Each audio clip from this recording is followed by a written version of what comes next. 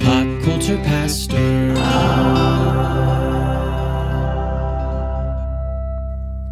All right, Cody.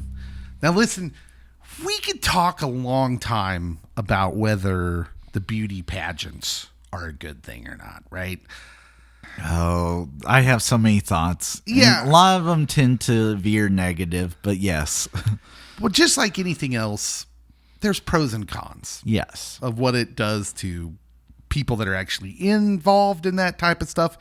Younger people who maybe want to get involved, what it might do to them, especially when they don't fit the mold.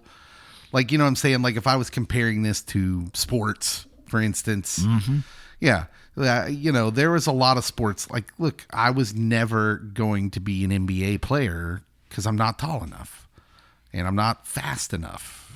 The only thing I could do in the NFL would potentially be a kicker. Potentially. Right. Cody was never going to be in the NFL. And just like that, there's the beauty pageant thing. You look at girls and you look at the ladies who are often in those beauty pageants or who become models, for instance. This is a big discussion in our country because it sets up these kind of unreasonable body image type things for people. I don't think we think of age very often. Not too frequently. Sometimes you'll hear it get brought up within, I guess, if you want to go the beauty industry. Usually people kind of age out and just drift off and you don't think about them. Yeah. So we often talk about what that does to kids. These things were on TV a lot more when I was a kid. Like the Miss USA pageant, Miss Universe, all that stuff. It was a big deal because we didn't have all the streaming and the on-demand. We had 3 networks and any kind of special was a big deal. So that would be a special thing. Bob Barker hosted that sometimes, I think. I think that it's hard to go downhill after Miss Congeniality too. We understand and we're wary and cautious of little girls who might watch that.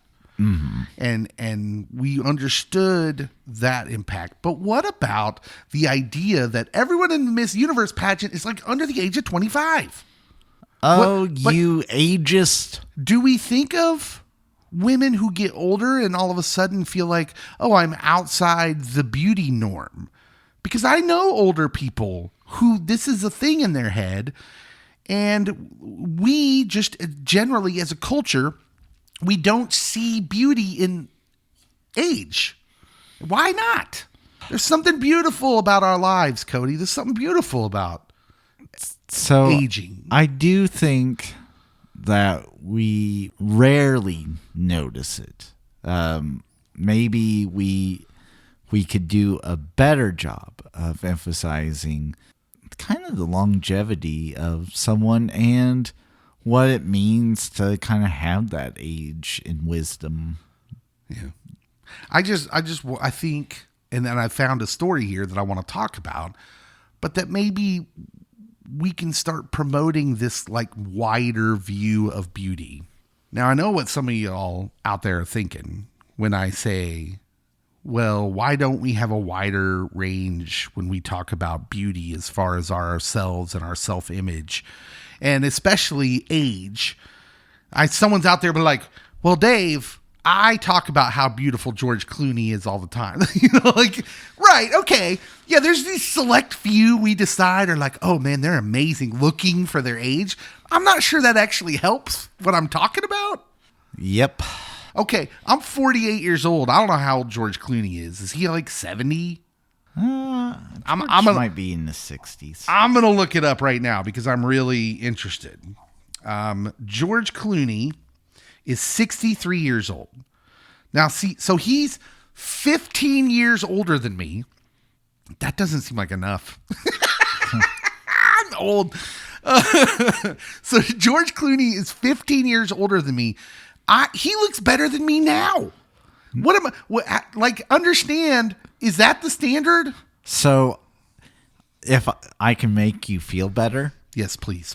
The whole cast of Cheers, with the exception of the old man, like the really old man that owned the bar or ran the bar. Coach. Yeah.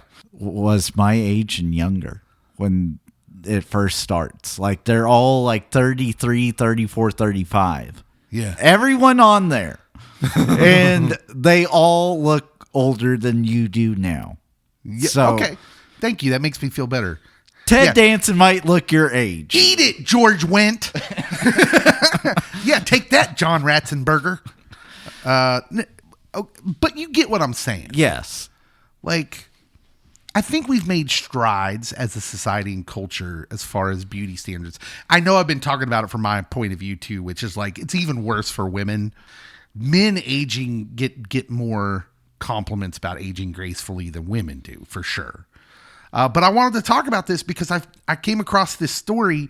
This is amazing stuff. You ready for this, Cody? Maybe. Takes place in Seoul, South Korea. It was a Miss Universe pageant. So to see who South Korea's representative would be for the Miss Universe pageant, the big Miss Universe pageant. This is from the Associated Press. An 81-year-old model fell short. Not really. She didn't really fall. Well, Cody. good. I know. Life alert. I said 81 and fell in the same sentence. People got scared. No. She fell short in her bid to become the oldest Miss Universe contestant after competing in the South Korean pageant against much younger rivals. So full stop. Just stop right there.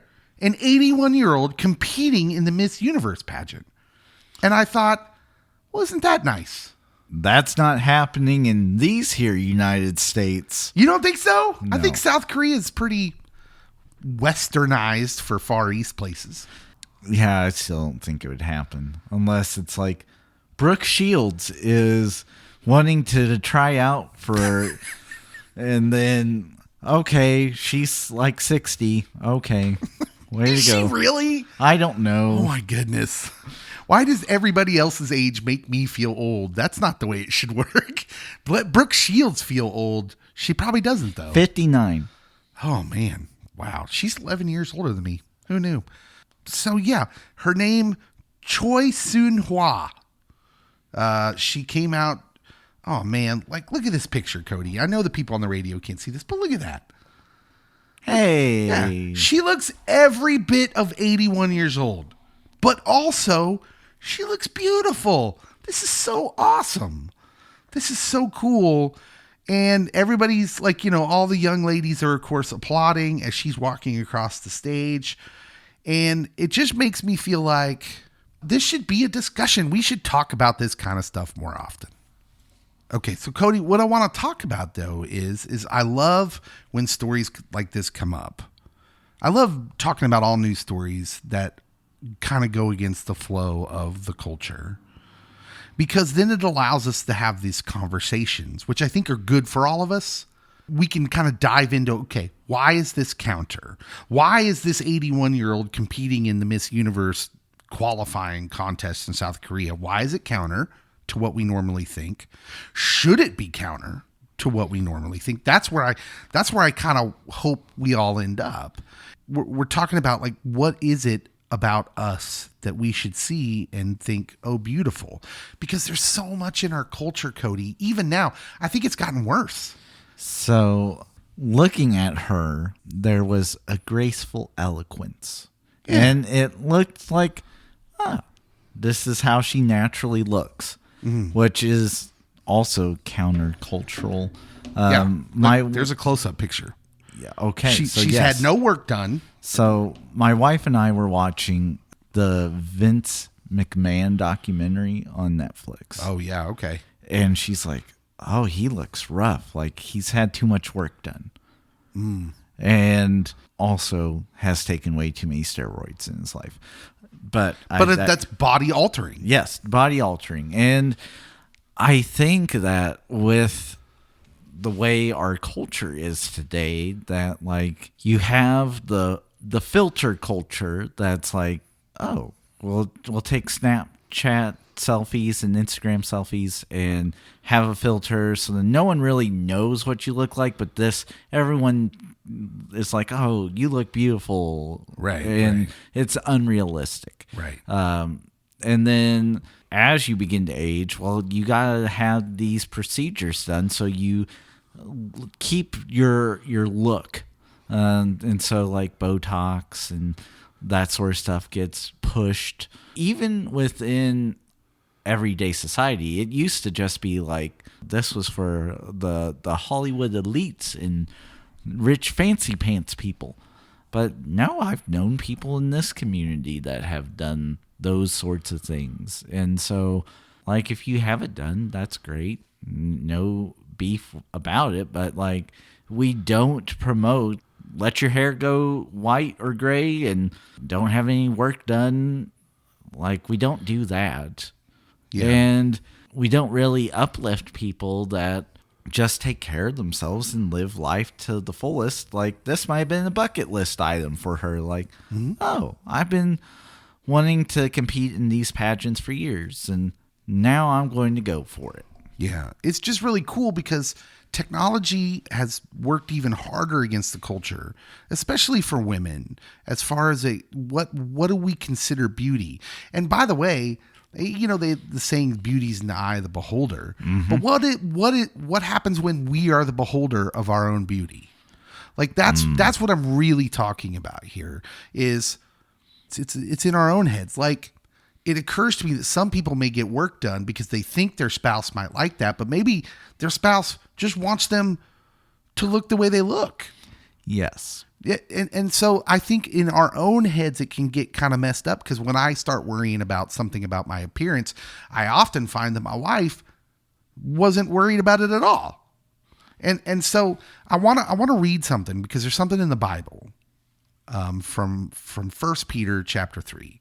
And Peter, he's talking to husbands and wives, and sometimes people out on the outside, even on the inside, can look at what Peter says here, and it can get kind of pushed down because we maybe don't like it or it makes us feel a certain way. And I want to read just this one couple lines here. He says, he's talking to wives and women. Don't let your beauty consist of outward things, like elaborate hairstyles and wearing gold jewelry or fine clothes, but rather what is inside the heart, the imperishable quality of a gentle and quiet spirit, which is of great worth in God's sight. I think some people get a bad feeling from that sometimes because I think what they infer is our own culture in there, and they're inferring that Peter's trying to stamp them down. He's trying to keep them down by making them look a certain way to other people. But I want to invite something here. What if Peter's just trying to fix our own internal vision? He doesn't say, you'll notice he doesn't say don't wear an elaborate hairstyle. Yeah. Don't wear gold jewelry or fine clothes. He says, don't let your beauty. He's saying your self-image, your self-definition of beauty, don't let that be these things. He's not telling you not to wear that. And I think that's an important distinction. And when I see this story where this lady gets up there, and of course she's got an elaborate hairstyle, she's wearing some jewelry, but she's not, there's something different about the way she sees the beauty of herself rather than what these other ladies are symbolizing in these pageants. Not that they've done anything wrong. They're doing anything wrong by that. I'm just saying it's so refreshing. Yeah. And to go back to your Bible verse that you mentioned, that it's where we place the value. Yes. And is the value on the temporary fleeting things of life, or is there something internally that is more meaningful? And finding beauty from within and just being confident with who you are, that will go so far in life. Yeah. Yeah. To everyone listening, and especially the young ladies that may be listening to this, because culture's hardest on you. I think our culture is hardest on you as far as beauty standards go.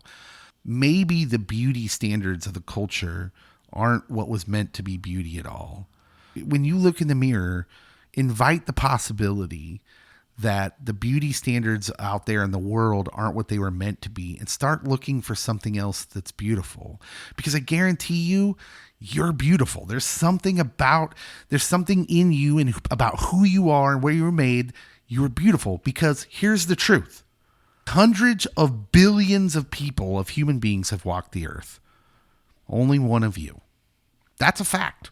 I don't care what you believe. That's just a fact. There's never been any other of you. That makes you unique. It makes you valuable. It makes you beautiful.